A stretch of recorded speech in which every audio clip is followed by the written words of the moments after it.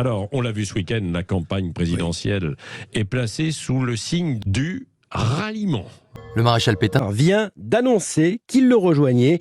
Victor Chabert, vous êtes à Cannes pour Europe 1. En quoi c'est une importante prise de guerre pour Éric Zemmour ?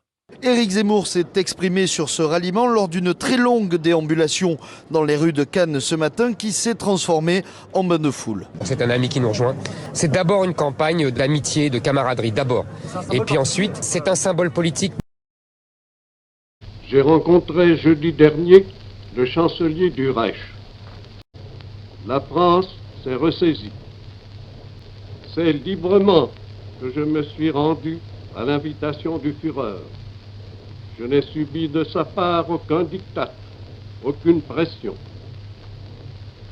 C'est dans l'honneur que j'entre aujourd'hui dans la voie de la collaboration. Et c'est toujours le problème quand il y a plusieurs périodes dans la vie d'un homme.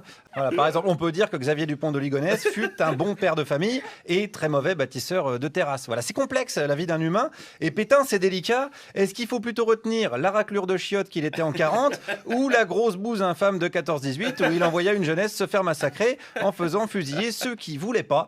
Alors moi, quand il y a dilemme comme ça, je m'en remets au peuple souverain.